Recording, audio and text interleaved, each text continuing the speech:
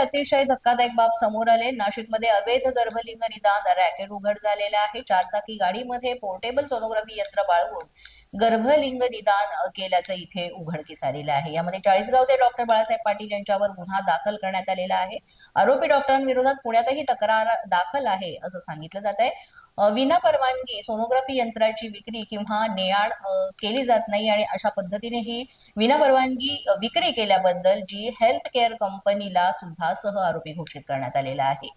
आणि अशा पद्धतीने गर्भलिंग निदान चाचणी करणं हे आपल्याकडे कायद्याने गुन्हा आहे। मात्र अशा पद्धतीनं डॉक्टरांविरोधात ही गर्भलिंग निदान चाचणी केल्यामुळे हा गुन्हा दाखल करण्यात आलेला आहे।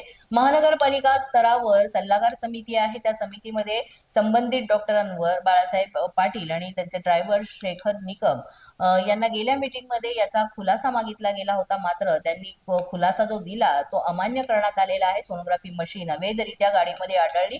तसंच पीसीबी कायद्याच्या वेळेस अशा वेळेस जी मशीन आहे ती कुठेही अशी इकडे तिकडे घेऊन जाता येत नाही, त्यासाठी वेगळ्या परमिशन सुद्धा लागतात। त्यामुळे त्यांच्यावर न्यायालयामध्ये केस दाखल झालेली आहे आणि याचा अधिकचा तपास आता सुरू आहे। मात्र अतिशय धक्कादायक बाब ही उघड झालेली आहे। गर्भलिंग निदान होऊ शकतं तर असं पण त्या अहवालामध्ये नमूद होतं। त्याच्यानंतर नाशिक महानगरपालिका स्तरावरती जी सल्लागार समिती आहे त्या समितीमध्ये संबंधित डॉक्टर बाळासाहेब पाटील आणि ड्रायव्हर श्री शेखर निकम यांना बोलवलं गेलं। मीटिंगमध्ये त्यांचा खुलासा मागितला गेला। अर्थात त्यांचा खुलासा त्यांनी जो केला तो अमान्य करण्यात आला आणि हे मशीन जे होतं सोनोग्राफी मशीन हे अवैधरित्या त्या गाडीमध्ये आढळलं।